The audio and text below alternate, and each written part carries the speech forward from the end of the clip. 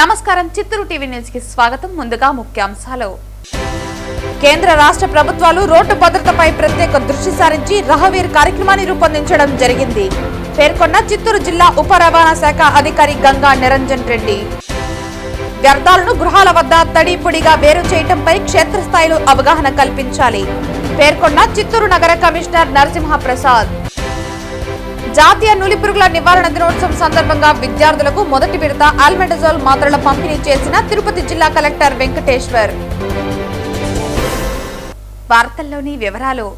వ్యర్థాలను గృహాల వద్ద తడి పొడిగా వేరు చేయడంపై క్షేత్రస్థాయిలో అవగాహన కల్పించాలని చిత్తూరు నగర కమిషనర్ నరసింహ ప్రసాద్ తెలిపారు. ఐటీసీ వావ్ నగరపాలక సంస్థ ఆధ్వర్యంలో తడి పొడిగా వ్యర్థాలను వేరు చేయడం ప్రాముఖ్యత అంశంపై స్వచ్ఛ మిత్రులకు ఒకరోజు అవగాహన కార్యక్రమాన్ని మంగళవారం చిత్తూరు నాగయ్య కళాక్షేత్రంలో నిర్వహించారు. ఈ సందర్భంగా కమిషనర్ మాట్లాడుతూ ఐటీసీ సంస్థ వారితో కలిసి నగరంలో పూర్తి స్థాయిలో ఇంటి వద్దే వ్యర్థాలను వేరు చేయడంపై ప్రత్యేక కార్యక్రమాలు నిర్వహిస్తున్నామన్నారు. ఇందులో భాగంగా ఇప్పటికే ప్రతి వార్డులో డ్వాక్రా మహిళల భాగస్వామ్యంతో స్వచ్ఛ మిత్రులను ఎంపిక చేసినట్లు తెలిపారు. వీరు ప్రతిరోజు వారి వార్డు పరిధిలో గృహాల్లో వ్యర్థాలను తడి పొడిగా వేరు చేసి ఇవ్వడంపై అవగాహన కల్పించాలన్నారు. క్షేత్రస్థాయిలో వ్యర్థాలను వేరు చేయడం, స్వచ్ఛ మిత్రుల పాత్రలపై ఏజీసీ ఎగ్జిక్యూటివ్ డైరెక్టర్ గోపాలకృష్ణ అవగాహన కల్పించారు. పవర్ పాయింట్ ప్రజెంటేషన్ ద్వారా శిక్షణ ఇచ్చారు. ఎంహెచ్ఓ డాక్టర్ పి లోకేష్ మాట్లాడుతూ చిత్తూరు నగరపాలక పరిధిలో 100% తడి పొడి చెత్త సేకరణ జరిగేలా అందరూ కలిసికట్టుగా కృషి చేయాలని పిలుపునిచ్చారు. ఈ కార్యక్రమంలో శానిటరీ ఇన్స్పెక్టర్లు, ఐటీసీ, ఏజీసీ సంస్థ ప్రతినిధులు, పారిశుద్ధ్య పర్యావరణ కార్యదర్శులు, మేస్త్రీలు, స్వచ్ఛ మిత్రులు పాల్గొన్నారు. నమస్కారం. ఈ రోజు చిత్తూరు నగరపాలక సంస్థ పరిధిలో అకాడమీ ఆఫ్ గాంధీయన్ స్టడీస్ వారి యొక్క భాగస్వామ్యంతో ఐటీసీ ఆధ్వర్యంలో స్వచ్ఛ మిత్రులు ఎంపిక చేసి ప్రధానంగా వేస్ట్ మేనేజ్మెంట్ మీద dry waste, wet waste segregate చేయడము, అలాగే ఒక సర్క్యులర్ మోడల్లో వేస్ట్ డిస్పోజల్ మెకానిజం ఎన్షూర్ చేయడానికి ఇక్కడ అవగాహన సదస్సు నిర్వహించడం జరుగుతూ ఉంది. పట్టణంలో ఉన్నటువంటి 50 వార్డుల్లో కూడా స్వచ్ఛ మిత్రులను ఐడెంటిఫై చేసి ఏజీఎస్ వారి సహకారంతో విస్తృతమైనటువంటి అవగాహన కార్యక్రమాలు చేపట్టి ఏదైతే పబ్లిక్ హైజీన్ అవసరం ఉందో దాన్ని మరింత యుద్ధ ప్రాతిపదికన ఒక నోబెల్ వర్షన్ లాగా ముందు తీసుకెళ్ళడానికి ప్రయత్నాలు జరుగుతూ ఉన్నాయి. ప్రజలందరితో భాగస్వామ్యం చేసుకొని ఒక కలెక్టివ్ రెస్పాన్సిబిలిటీగా ఎన్జిఓస్ యొక్క భాగస్వామ్యంతో మనం ముందుకు తీసుకెళ్ళినప్పుడే మనకి శానిటేషన్ ఎన్షూర్ చేయని వారిని అవుతాము. Sanitation is a collective responsibility. మన way of behaviour, littering habits కానీ, వేస్ట్ ని సెగ్రిగేట్ చేసి మున్సిపల్ యంత్రాంగానికి ఇవ్వడం కానీ, అలాగే మున్సిపల్ యంత్రాంగం కూడా సైంటిఫిక్ గా డిస్పోజ్ చేయడం కానీ, ప్లస్ దానికి కావాల్సిన ఎకో సిస్టమ్ డెవలప్ చేయడం కానీ, ఇవన్నీ కూడా ఈ అవగాహన కార్యక్రమంలో భాగంగా ఐటీసీ ప్లస్ ఏజీఎస్ వారి సహకారంతో ముందుకు తీసుకెళ్తాం. ప్రజలు కూడా ఈ అవకాశాన్ని వినియోగించుకొని స్వచ్ఛ మిత్రుల యొక్క సహకారంతో మనం శానిటేషన్ కలెక్టివ్ రెస్పాన్సిబిలిటీగా ఎన్షూర్ చేయాలని రిక్వెస్ట్ చేస్తాం. Vignana Parishad Academy of Gandhian Studies Chittoor Municipal Corporation వారు ఎంతో ముందుకు వచ్చి ఎంతో స్వచ్ఛతతో హాయిగా కలిసి పనిచేయాలనేటువంటి ఉద్దేశాన్ని సాకారం చేయాలనేటువంటి నిర్మాణాత్మకమైనటువంటి దృష్టితోనూ ఐటీసీ వారి సహకారం తీసుకుని అందులో భాగంగా మనం ఒక 15 సంవత్సరాల పాటు ఇక్కడ మనం చెత్త నిర్వహణ కార్యక్రమాన్ని, అన్ని విధాల వ్యర్థ నిర్వహణ కార్యక్రమాలతో పాటుగా సరైన దిశగా స్వచ్ఛ చిత్తూరు నిర్మించడం కోసంగా ఒక అగ్రిమెంట్ చేయడం జరిగింది. ఈ అగ్రిమెంట్ ప్రకారంగా ఇందులో భాగంగానే ఇప్పుడు స్వచ్ఛ మిత్రులకి శిక్షణ కార్యక్రమాన్ని నిర్వహిస్తూ ఉన్నాం. ఈ స్వచ్ఛ మిత్రుల ద్వారా ప్రతి ఇంటికి కూడా చేరువయ్యి ప్రతి ఇంటిలోనూ కూడా వారికి అవగాహన కల్పించి ముందడుగు వేసి మనం చిత్తూరు నగరాన్ని స్వచ్ఛ చిత్తూరుగా నిర్మించుకోవడానికి ప్రయత్నం చేద్దాం. కేంద్ర రాష్ట్ర ప్రభుత్వాలు రోడ్డు భద్రతపై ప్రత్యేక దృష్టి సారించి రహవీర్ కార్యక్రమాన్ని రూపొందించడం జరిగిందని చిత్తూరు జిల్లా ఉప రవాణా శాఖ అధికారి గంగా నిరంజన్ రెడ్డి పేర్కొన్నారు. మంగళవారం చిత్తూరు డీటీసీ కార్యాలయంలో గంగా నిరంజన్ రెడ్డి మీడియాతో మాట్లాడుతూ జిల్లాలో రోడ్డు ప్రమాదాలను నివారించేందుకు అనేక చర్యలు చేపడుతున్నట్లు తెలిపారు. గతంలో రోడ్డు ప్రమాదాలు జరిగిన సందర్భంగా ఎవరైనా సహాయ సహకారాలు అందిస్తే వారిపై కేసులు నమోదవుతుందని, కోర్టు చుట్టూ తిరగాల్సి వస్తుందని, అభద్రతా భావం ఉండేదని అన్నారు. దీంతో ప్రమాదాలకు గురైన క్షతగాత్రులను పట్టించుకోకుండా వెళ్లిపోయేవారు. దీంతో కేంద్ర రాష్ట్ర ప్రభుత్వాలు రహవీర్ అనే కార్యక్రమాన్ని ప్రవేశపెట్టి సహాయం చేసిన వారికి 25,000 నగదు పారితోషికంతో పాటు ప్రశంసా పత్రాన్ని ఇచ్చే విధంగా చర్యలు చేపడుతున్నట్లు తెలిపారు. మన కేంద్ర ప్రభుత్వ, రాష్ట్ర ప్రభుత్వాలు రహదారి భద్రత కోసము వినూత్నమైన చర్యలు చేపట్టడం జరిగింది. దీనిలో భాగంగా రీసెంట్ గా రహవీర్ అనగా రహదారి వీరులు అనే ఒక కొత్త పథకాన్ని ప్రారంభించడం జరిగింది. దీనిలో భాగంగా ఎక్కడైనా యాక్సిడెంట్ జరిగితే వెంటనే ఆ యాక్సిడెంట్ జరిగిన బాధితులకు సహాయ సహకారాలు అందించడం. అంటే 108 అంబులెన్స్ కాల్ చేయడము, లేకపోతే వీళ్ళని స్వయంగా హాస్పిటల్ తీసుకెళ్లడము, లేకపోతే వాహనాల్లో చిక్కుకున్న వారిని బయటకు తీయడము, ఇలాగా ఏదైనా సహాయం చేసి అటువంటి వాళ్ళకి మన కేంద్ర రాష్ట్ర ప్రభుత్వాలు 25,000 రూపాయలు నగదు పురస్కారం ఇవ్వడం జరుగుతుంది. వారితో పాటు ఒక ప్రశంసా పత్రం కూడా ఇవ్వడం జరుగుతుంది. అలాగే ఎవరైతే అలా సహాయం చేశారో వాళ్ళ పేరు కూడా మనకు ఎక్కడ చెప్పాల్సిన అవసరం కూడా లేదు. అలాగే వాళ్ళు లీగల్ మెడికల్ కేసెస్ లాంటివి కూడా, అంటే కోర్టులో తిరగడము, పోలీస్ స్టేషన్ చుట్టూ తిరగడం లాంటివి కూడా ఏవి లేకుండా వాళ్ళకి రక్షణ కల్పించడం జరుగుతుంది. అలాగే వాళ్ళు ఎవరైతే అలా రక్షించారో వాళ్ళు ఒక పోలీస్ డిపార్ట్మెంట్ దగ్గర కానీ, ఎంఆర్ఓ దగ్గర కానీ, లేదా ట్రాన్స్పోర్ట్ డిపార్ట్మెంట్ దగ్గర కూడా వాళ్ళ పేరు నమోదు చేసుకునేలా అది రోడ్ సేఫ్టీ కమిటీ ఉంటుంది. ఆ రోడ్ సేఫ్టీ కమిటీ ఏంటంటే, road safety committee collector sir chairman ఆధ్వర్యంలో వాళ్ళ పేర్లు అప్రూవ్ చేసి ట్రాన్స్పోర్ట్ డిపార్ట్మెంట్ కమిషనర్ గారికి పంపడం జరుగుతుంది. కమిషనర్ గారు అవన్నీ పరిశీలించిన తర్వాత డైరెక్ట్ వాళ్ళ అకౌంట్లో 25,000 అమౌంట్ ఇవ్వడం జరుగుతుంది. కాబట్టి ఇది ప్రజలందరూ కూడా ఎక్కడైనా యాక్సిడెంట్ జరిగేలా వాళ్ళు ఒక మానవత దృక్పథంతో సహాయ సహకారాలు అందించి ఈ పురస్కారాన్ని పొందవలసిందిగా కోరుతున్నాం. దానికి 1.5 అవును. ఏంటంటే మనకు రహదారి ప్రమాదాల్లో ఎవరైతే ఉన్నారో వాళ్ళకి దారిలో వెళ్ళే వాళ్ళు ఎవరైనా కావచ్చు, మనం వాళ్ళకి సహాయం అందించిన వాళ్ళకు ఇది దీనికి ఎలిజిబిలిటీ వస్తుంది. ముందు ఏంటంటే ఇది గుడ్ సమారిటన్ పాలసీ అని ముందు ఉన్నది. ఇప్పుడు దాన్ని ముందు 5,000 రూపాయలు నగదు, అలాగే ప్రశంస పత్రం ఇచ్చేవాళ్ళు. ఇటీవల దాని ప్రభుత్వము 25,000 రూపాయలకు పెంచడం జరిగింది. జిల్లాలో 25 బ్లాక్ స్పాట్స్ ఉన్నాయి. వాటిని ఏంటంటే మన రోడ్ సేఫ్టీ కమిటీలో ఎప్పటికప్పుడు వాటిని చర్చించి, కలెక్టర్ సార్ ఆధ్వర్యంలో చర్చించి వాటిని ఆ కన్సర్న్ డిపార్ట్మెంట్, అంటే నేషనల్ హైవే 69 కావచ్చు, నేషనల్ హైవే 42, అలాగే స్టేట్ హైవేలు ఉంటూ వాళ్ళకి మనము రికమెండేషన్స్ పంపించడం జరుగుతుంది కలెక్టర్ సార్. ఇప్పుడు ఆయా ప్లేసెస్లో ఎలాంటి రెక్టిఫికేషన్ చేయాలని పంపించి వాళ్ళు ఏంటంటే వాటిపైన ఆ రెక్టిఫికేషన్స్ చేయడం జరుగుతుంది. జాతీయ నులిపురుగుల దినోత్సవం సందర్భంగా 1 నుండి 19 సంవత్సరాల వయసు గల పిల్లలకు నులిపురుగుల నివారణ చర్యల్లో భాగంగా 400 మిల్లీగ్రామ్ ఆల్బెండజోల్ మాత్రల పంపిణీ కార్యక్రమాన్ని తిరుపతి జిల్లా కలెక్టర్ వెంకటేశ్వర్ మంగళవారం తిరుపతి కలెక్టరేట్లో ప్రారంభించారు. ఈ సందర్భంగా జిల్లా కలెక్టర్ మాట్లాడుతూ పిల్లల ఆరోగ్య పరిరక్షణలో నులిపురుగుల నివారణ అత్యంత కీలకమని తెలిపారు. నులిపురుగుల వల్ల రక్తహీనత, పోషకాహార లోపం, ఎదుగుదల మందగింపు వంటి సమస్యలు తలెత్తే అవకాశం ఉన్నందున ప్రభుత్వం చేపడుతున్న ఈ కార్యక్రమాన్ని ప్రతి తల్లిదండ్రులు, ఉపాధ్యాయులు ప్రాముఖ్యతతో తీసుకోవాలని సూచించారు. ఈ కార్యక్రమం జిల్లాలోని అన్ని ప్రభుత్వ, ప్రైవేటు పాఠశాలలు, కళాశాలలు, అంగన్వాడీ కేంద్రాలలో పంపిణీ చేసి విద్యార్థులకు ఆల్బెండజోల్ మాత్రలపై విస్తృతంగా అవగాహన కల్పించాలన్నారు. జిల్లాలోని అర్హత గల పిల్లలందరికీ ఆరోగ్య శాఖ, విద్యాశాఖ, ఐసీడీఎస్ విభాగాల సమన్వయంతో మాత్రలను పంపిణీ చేయాలని తెలిపారు. విద్యార్థులు ఆరోగ్య సిబ్బంది సూచనల మేరకు మాత్రలను తీసుకోవాలని, పరిశుభ్రత పాటించడం, చేతులు శుభ్రంగా కడుక్కోవడం వంటి అలవాట్లు అలవరుచుకోవాలని కోరారు. అనంతరం విద్యార్థులకు 400 మిల్లీగ్రాముల ఆల్బెండజోల్ మాత్రలను జిల్లా కలెక్టర్ పంపిణీ చేశారు. ఫిబ్రవరి 2026లో నిర్వహిస్తున్న ఈ మొదటి విడతలో తిరుపతి జిల్లాలో మొత్తం 4,97,311 మంది పిల్లలకు ఆల్బెండజోల్ మాత్రలను వేయనున్నట్లు తెలిపారు. నేడు గైర్ హాజరైన లేదా అనారోగ్యంతో ఉన్న పిల్లలకు 24 ఫిబ్రవరి 2026న మాపాప్ దినంగా ఆల్బెండజోల్ మాత్రలు పంపిణీ చేయనున్నట్లు వెల్లడించారు. ఈ కార్యక్రమంలో జిల్లా వైద్య ఆరోగ్య శాఖ అధికారి బాలకృష్ణ నాయక్, రాష్ట్ర పరిశీలకులు ఏపీఎస్, ఏసీఎస్, జేడీ ప్రసన్న, రాష్ట్ర నాణ్యతా పరిశీలకులు జ్యోతి, ఆర్బీఎస్ కేపీఓ రెడ్డి ప్రసాద్, వైద్య సిబ్బంది, ఉపాధ్యాయులు, విద్యార్థులు తదితరులు పాల్గొన్నారు.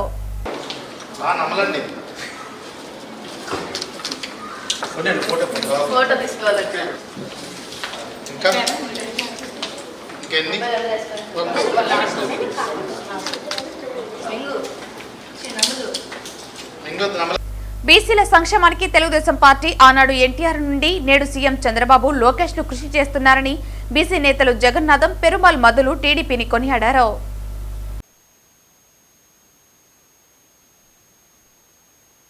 ఈరోజు రాష్ట్రంలో 29 రాష్ట్రాలు తలదన్నే మన ఆంధ్రప్రదేశ్కి, నవ్యాంధ్రప్రదేశ్కి వచ్చినటువంటి బడ్జెట్ పైన మేము అన్ని కులాల వారు మాకు న్యాయం జరిగింది మా కులాలకని తెలియజేయడానికే బీసీ కులాలందరూ ఇక్కడికి వచ్చాము. ఈరోజు కేంద్రంలో నుంచే కాకుండా మన ఆంధ్రప్రదేశ్ అన్ని దేశాలకైనా ఉన్నతమైన స్థాయిలో ఎదగాలంటే ముఖ్యంగా మనకు బడ్జెట్ అనేది చాలా ఇంపార్టెంట్. ఆ బడ్జెట్ కోసం ఈరోజు ఉమ్మడి కూటమి ప్రభుత్వంలో ఉన్నటువంటి కేంద్రంలో నుంచి మొట్టమొదటిసారిగా మోడీ గారి దగ్గర నుంచి, నిర్మలా సీతారామన్ గారి నుంచి, ఈరోజు ముఖ్యంగా మన కూటమి ప్రభుత్వానికి సంబంధించినటువంటి మా ఆంధ్రప్రదేశ్ సంబంధించినటువంటి మంత్రులు కానీ, ముఖ్యమంత్రి కానీ ఒక బడ్జెట్ ప్రణాళికతో, అంటే ఎలా అంటే బయట దేశాలకు వెళ్ళి ప్రతిసారి ఇప్పటి వరకు కూడా 28 సార్లు వెళ్ళారు. ఎలా వెళ్ళారంటే కూడా పూర్ణ కుంభం స్వాగతంతో, అంటే మామూలుగా దేవుళ్ళకి మామూలుగా పూర్ణ కుంభ స్వాగతం ఉంటుంది. అలాగా మన రాష్ట్రం నుంచి, ఆంధ్రప్రదేశ్ నుంచి ప్రత్యేకంగా వెళ్ళినటువంటి ముఖ్యమంత్రికి రాష్ట్రంలో ఉన్నటువంటి రాష్ట్ర ప్రజా కమిటీలో ఉన్నటువంటి మంత్రులందరూ కూడా పూర్ణ కుంభ స్వాగతంతో అన్ని దేశాలు పలికారు. అదేవిధంగా ఈరోజు విద్యపరంగా కానీ, ఆర్థిక పరంగా కానీ బీసీలందరూ కూడా ఎదగాలంటే మాకున్నటువంటి బడ్జెట్, మన రిలీజ్ చేసిన బడ్జెట్ చాలా సంతోషంగా ఉంది. ముఖ్యంగా మా బీసీ మహిళలకు కూడా ప్రధాన పీఠం వేశారు కాబట్టి అది చాలా ఆనందంగా ఉంది. దాన్ని తెలియజేయడానికి మేము బీసీ కులాలందరికీ కూడా వచ్చాం. జగన్మోహన్ రెడ్డి ప్రభుత్వాన్ని ఇంటికి పంపించి ప్రతిపక్షం లేకుండా, ప్రతిపక్షం ఉంటే ఇంకా నాశనం చేస్తారని ప్రతిపక్షం లేకుండా చేశారు. ఇది తెలుసుకొని కొన్ని మంది కూడా సబ్జెక్ట్ మీద న్యాయపరంగా ఉంటే మాట్లాడాలి, కానీ వయసుకి మించి ఏం మాట్లాడతామో తెలియకుండా కసాయోడు ఎలా పొటేల్ని మభ్యపెట్టి సాకి లాస్ట్కి ఏం చేస్తాడో ఆ మాదిరిగా కొందరిని ఎంచుకొని బాగా సాకుతున్నారు. ఆడాడ వాళ్ళు అర్థం చేసుకొని, వాళ్ళ కుటుంబాలను అర్థం చేసుకొని, అయ్యా మీకు ఏదైనా నష్టం జరిగితే మీ కుటుంబాలు నష్టపోతాయి, మంచి ప్రభుత్వం మీద చెత్త వేయొద్దండి, మీరు మీ వయసుకి మించి మాట్లాడొద్దండి, అభివృద్ధి చేసే వాళ్ళని విమర్శించొద్దని కూడా బీసీల తరఫున తెలియజేసుకుంటున్నాం. న్యాయపరంగానే యాక్షన్ తీసుకుంటాం. మీరు తప్పు చేస్తే మీ కుటుంబాలు ఇబ్బంది పడతాయి. అనేక నాయకుల్లో ఎవరు కనబల్లా. జగన్మోహన్ రెడ్డి ప్రభుత్వం వస్తేనే వైఎస్ఆర్సీపీ వైఎస్ రాజశేఖర రెడ్డి అభిమానులు కనబల్లా, సొంత చెల్లి అమ్మ కనపడలా. జగన్మోహన్ రెడ్డికి తొత్తుగా మాట్లాడిన బడా నాయకులు కూడా జైలుకు పోయినారు, కొన్ని మంది కనపడలా. మరీ కొందరు మాట్లాడే వాళ్ళకి మా బీసీల తరపున సూచిస్తున్నాం, జాగ్రత్తగా అభివృద్ధి గురించి తప్పుదోవ పట్టించే మాటలు మాట్లాడితే జైలుకు పోతారని కూడా న్యాయపరంగా యాక్షన్ తీసుకుంటామని తెలియజేసుకుంటున్నాం. మంచి బడ్జెట్, మంచి ప్రభుత్వం, మంచి పరిపాలనను స్వాగతించాలి, ఈ పరిపాలన కొనసాగించాలి. ప్రజలు 5 ఏళ్ళు పరిపాలించమని చంద్రబాబు నాయుడికి ఓటేశారు. ఆ ప్రభుత్వం కావాలంటే ఇంకా కొనసాగిస్తారు, వద్దనుకుంటే నిర్ణయం తీసుకుంటారు. మీ ప్రభుత్వం వద్దనుకున్నప్పుడు 5 ఏళ్ళు ఓపిక పట్టి చూడాలని కూడా తెలియజేసుకుంటున్నాను. ఈ జిమ్మిక్కులన్నీ పక్కన పెట్టి ఈ నాటకాలన్నీ పక్కన పెట్టాలని కూడా తెలుగు యువత తరపున ఒక డైరెక్టర్గా కూడా తెలియజేసుకుంటున్నాను. జై బీసీ. భారత చైతన్య యువజన పార్టీ ఆధ్వర్యంలో ఫిబ్రవరి 22వ తేదీ విజయవాడ గుంటూరు హైవే నందు నాగార్జున యూనివర్సిటీ ఎదురుగా నిర్వహించే బీసీ సింహగర్జనను జయప్రదం చేయాలని బీసీ సంఘర్షణ సమితి సభ్యులు పిలుపునిచ్చారు. నాగార్జున యూనివర్సిటీ దగ్గర బీసీవై పార్టీ నాయకత్వంలో బీసీల గర్జన నిర్వహించడం జరుగుతూ ఉంది. ఈరోజు రాష్ట్రంలోనే కాకుండా దేశంలోనే ఈరోజు బీసీల పరిస్థితి అగమ్యగోచరంగా ఉంది. ఎప్పుడో 45 సంవత్సరాల క్రితం ఏర్పాటు చేసినటువంటి బీసీ కమిషన్ను 1990లో బీపీ మండల నాయకత్వంలో అమలుపరిచినప్పటికీ కూడా ఈరోజు కూడా అమలు కానటువంటి పరిస్థితి చూస్తున్నాం. వాటంటిని సాధన కోసం ఎక్కడే కానీ ఏ రాజకీయ పార్టీ కూడా ఇప్పటికి కూడా ముందుకు వచ్చి వాటిని టచ్ చేసినటువంటి పాపాన పోలేదు. ఆ నేపథ్యంలోనే బీసీలకు రాజ్యాధికారం కావాలి, బీసీలకి అన్ని రంగాలలో ఆర్థిక రంగం కానీ, సామాజిక రంగం కానీ, రాజకీయ రంగంలో సమమైనటువంటి న్యాయం జరగాలనే ఉద్దేశంతో బీసీవై పార్టీని ఈ రాష్ట్రంలో ఏర్పాటు చేసి దానికోసం బోర్ని రామచంద్ర గారు ముందుకెళ్తూ ఉన్నారు. ఆ నేపథ్యంలో రాష్ట్రంలో ఉన్నటువంటి బీసీలందరూ, ఎస్సీ ఎస్టీ మైనారిటీలు అందరూ కూడా కలిసి ఈరోజు ఈ రాష్ట్రంలో రేపు జరగబోయేటటువంటి బీసీ గర్జనకి హాజరు కావాలని చెప్పేసి బీసీ సంఘర్షణ సమితిగా విజ్ఞప్తి చేస్తున్నాం. జై బీసీ. ఈరోజు రాష్ట్ర వ్యాప్తంగా సంచలనాలు సృష్టించడానికి ఓట్లు మావి సీట్లు మీవా అనే ప్రశ్నతో తలెత్తి మేమెంతో మాకంతా అనే వాటాని నిలదీసి అడగడానికి ఫిబ్రవరి 22 విజయవాడలో విజయవంతమైన సభ నిర్వహించబోతున్నది బీసీవై పార్టీ.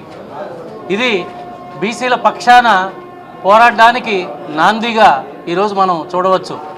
కాబట్టి బీసీలందరూ కూడా మీరు ఏ పార్టీలోనే ఉండండి, ఎక్కడైనా ఉండండి, ఈ డిమాండ్లు అందరికీ కావాల్సిన డిమాండ్లు.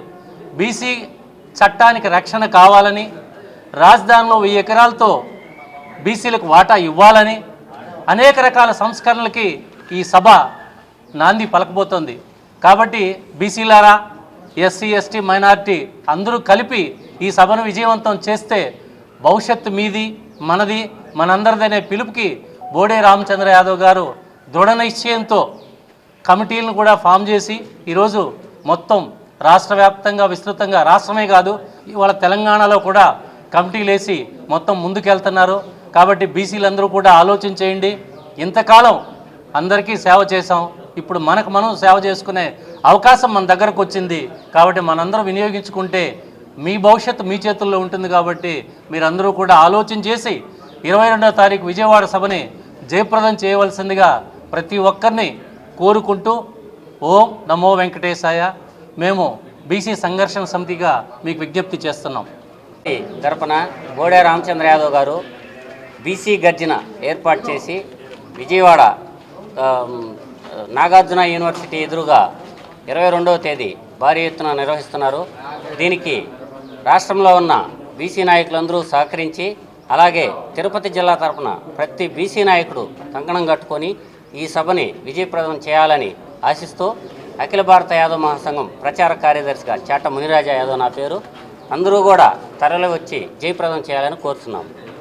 100 కోట్ల రూపాయల విలువ చేసే మంగళం డిపోకు చెందిన 10 ఎకరాల స్థలాన్ని పూణేకి చెందిన పినాకిల్ సంస్థకు అమ్మే అధికారం రాష్ట్ర ప్రభుత్వానికి ఎవరిచ్చారని సిఐటియు రాష్ట్ర ఉపాధ్యక్షులు కందారపు మురళి తీవ్రంగా ప్రశ్నించారు. మంగళవారం మంగళం డిపోను సిఐటియు జిల్లా అధ్యక్షుడు జయచంద్ర, కోశాధికారి ఈఎస్ కుమార్లతో కలిసి ఆయన సందర్శించారు. ఈ సందర్భంగా కార్మికులను ఉద్దేశించి ఆయన ప్రసంగించారు. రాష్ట్రంలో దాదాపుగా 20,000 కోట్ల రూపాయల విలువ చేసే ఆర్టీసీకి సంబంధించిన స్థిర ఆస్తులను ప్రైవేటు పరం చేయడానికి కూటమి సర్కారు తీసుకున్న నిర్ణయాలను వెంటనే వెనక్కి తీసుకోవాలని, కార్మికులంతా ప్రజల మద్దతుతో ఐక్య పోరాటం చేస్తే భవిష్యత్తు తరాలకు ఆర్టీసీ ఆస్తులను నిలిపిన వారమవుతామని సిఐటియు రాష్ట్ర ఉపాధ్యక్షులు కందరపు మురళి కార్మికులకు పిలుపునిచ్చారు. సంఘటిత పోరాటమే మార్గమని, కార్మిక సంఘాలు, డిపోల యూనియన్లు అన్నీ కలిసి ఒక్కతాటిపైకి వచ్చి ప్రైవేటు పరం కాబోతున్న ప్రజలకు సంబంధించిన ఆర్టీసీ ఆస్తులను కాపాడుకోవాల్సిన అవసరం ఎంతైనా ఉందన్నారు. ఆర్టీసీ ఆస్తులను కాపాడడానికి కార్మికులు చేసే పోరాటానికి పూర్తిస్థాయి మద్దతు సిఐటియు తరపున అందిస్తూనే కార్మికుల వెంట నిలబడి పోరాడుతుందన్నారు. ఈ సందర్శన కార్యక్రమంలో ఏఎస్డబ్ల్యూఎఫ్ జిల్లా అధ్యక్షులు ఎన్ఎస్ మన్యం, జిల్లా ప్రధాన కార్యదర్శి కుమార్, ఎస్డబ్ల్యూఎఫ్ మంగళం డిపో అధ్యక్షులు మురళి, జన విజ్ఞాన వేదిక కార్యదర్శి రెడ్డప్ప, మంగళం డిపో సిబ్బంది, కార్మికులు పెద్ద సంఖ్యలో పాల్గొన్నారు. ఇప్పుడు రాష్ట్రంలో 750 ఎలక్ట్రిసిటీ బస్సులు ఉన్నాయి, ఎలక్ట్రిక్ బస్సులు ఉన్నాయి. ఇంకొక 1050 బస్సులు కొనాలనేది ప్రభుత్వానికి ఉన్నట్టు. మొదటి దశలో 750 బస్సులు వచ్చినాయి, మనకు కూడా ఉన్నాయి, మీకు అందరూ కూడా తెలుసు. 750 బస్సులు ఫస్ట్ ఫేజ్ అయింది. సెకండ్ ఫేజ్ లో 1050 బస్సులు. థర్డ్ ఫేజ్ లోకి వచ్చేటప్పటికి 3000 బస్సులు. ఆంధ్ర రాష్ట్రం మొత్తం 3000 బస్సులతో నింపేసి ఈ బస్సులన్నీ అదృశ్యం అయిపోవాలి. డీజిల్ తో నడిచే బస్సు ఒక్కటి కూడా ఉండకూడదు. 2029 నాటికి ఒక జీవో ఇచ్చారు.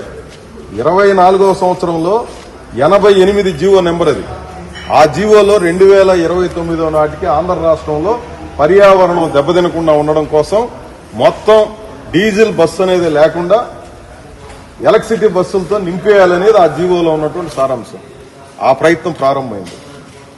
ఫస్ట్ ఫేజ్ లో 750 బస్సులు కొన్నారు. అప్పటికేం పెద్ద తెల్లే, ఏదో పూణేలో ఉన్నటువంటి పినాకిల్ అనే ఒక కంపెనీకి ఆర్డర్ ఇచ్చారు. సరే ఎవడో ఇచ్చినాడు, కొంటాడు అని చెప్పారు. ప్రైమ్ మినిస్టర్ ఈ పథకం అని చెప్పేసి పిఎంఈ పథకం అని ఒక పథకాన్ని ప్రకటించి ఆ పథకంలో భాగంగా దేశమంతటా విద్యుత్ బస్సులు కొనుగోలు చేయాలి అని చెప్పి ఆడ డైరెక్షన్ ఇస్తే ఈయన వెంటనే ఒక జీవో ఇచ్చేసి మన రాష్ట్రంలో కూడా మొత్తం కొనండి.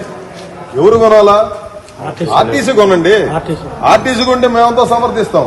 ఈడ ఆర్టీసీ ఈ స్థలాన్ని అంతా కూడా నువ్వు ఛార్జింగ్ పాయింట్లు పెడతావా, లేకపోతే ఇంకేమన్నా పాయింట్లు పెడతావా, నువ్వేమన్నా చేయాలంటే చెయ్యి. నువ్వు 3000 కాదు 5000 బస్సులు కొనావు, ఎవడొద్దంటాడు?